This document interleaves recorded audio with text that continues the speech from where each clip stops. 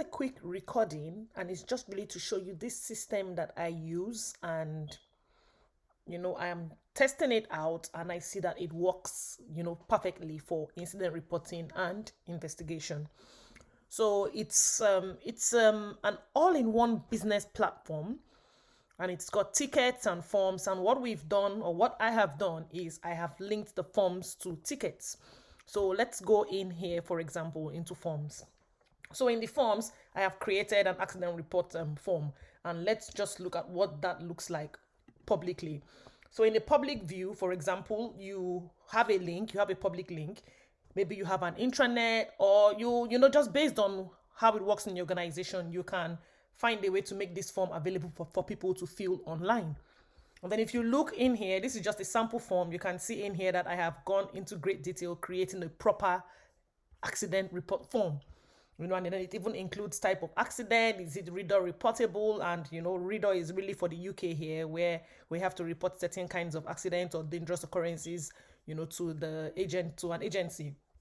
So this is basically the form. And of course, once they fill the form, what we've done is, once they fill the form, it immediately raises a ticket. So you can see I have just one submission in there. So if we look at if you come in here and look at submissions, you will see the form is just there. This is just a test, so of course fake details in there, but that's what the form looks like. Okay, so let's go back in here, and of course once they complete that form, it raises a ticket. So that there's a ticket waiting, and that is the form here. So let's go in there, and you can see, okay, your team, maybe your health and safety team, or whoever is going to be responsible, you can have them on. Of course, you can select maybe the department, you can select maybe someone. So for example, I'm admin and I've got my email address in there, and then of course we've got the health and safety department, and you can look at different people under the department. And of course the type of incident, the type of ticket that is being raised is an incident. And what we've done is, when that form was created, it was linked directly to raising a ticket, and I'll show you that in a bit. So of course, and I've put it as high because of course you want to investigate.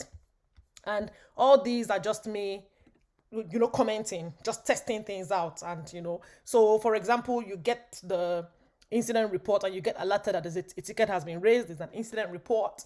You can come in here and begin to start your investigation, or start asking questions, or putting in reports or things of your investigation. You can add files, you can add pictures, and even in the original incident report form, you can actually add pictures, so people can include pictures and different evidence if they need to.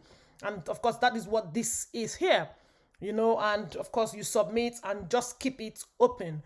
And when you are submitting, for example, you have different options. You can keep it open, you can keep it pending, you can keep it resolved, you can keep it, or you can make it closed, a closed case. For example, if it has to be investigated, then of course that you have to wait for the investigation reports to come out to make sure that the agency or the authorities in place are maybe not coming for an investigation, they're not coming to find out more, or maybe they've just sent you a letter to say we'll be coming so date. But just keep updating it, and once the case has been closed, once the incident, everything has been closed, everything resolved, then you can just submit and close. So let me just click submit and close, and of course you will see that it's telling me reply sent successfully. So let's go back into tickets. It has put it here as closed, because before it was one pending, so it's now closed because I've closed it up. So that is a way for you to capture your incident reports, have it online without having to use paper. And I was talking about the forms. For example, maybe you want to create a new form. Let's create a new one. And the truth is, you can create as many forms as you want. If you want to do your course reports, if you want to do maybe your safe working guidelines, you can create as many forms as you want, and you can link them to certain parts of the platform.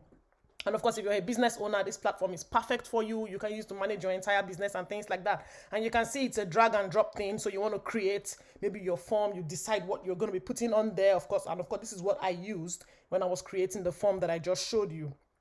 And of course, look at the form here. We want to create this as a ticket. Not as a client, not as a lead, and not as a general entry, but as a ticket. And you could also use this for example, as safety professionals, sometimes maybe someone from another department contacts us and they're like, oh, can you help me finish this quickly? And you lose track of time, you even lose track of requests, so you can also use this as a request system. So you click create ticket, make sure you create a ticket, and it will tell you you must have an email, a subject, and a description. And the funny thing is, when I first did this form, I forgot to put a subject, so of course my ticket subject is empty, but of course it works. The other bits worked, okay? So make sure that you have email, subject, and description as headers, for when you, for example, maybe you want to put a text area here, you have to make sure that you come in here and write there maybe description. And just so that people know what description is, you can put a help text to say enter full details, yeah? Enter full details of the incident. You could also enter some more information on what happened, how did it happen, just give a bit more guide. Of course, because of the length of the video, we will not go into all that. But of course, you can enter as much help info as you want, yeah? And you want it to be a required field so that they can actually complete it, okay? So if you come back to the form and you go to this, you can see here, it's already highlighted. It's highlighting and saying enter full details of the incident. So whatever information you enter into those help areas, they will pop up when people need them. So and this is basically it. And of course, give your form a name. For example, my form, I named it incident report form. You could maybe make yours a method statement or whatever, So that's basically how to do this. And I hope you found this helpful and informative. And of course, if you want to use this system, we are happy to set it up for you. So please feel free to contact us. And then so that's it. So thank you very much and see you soon.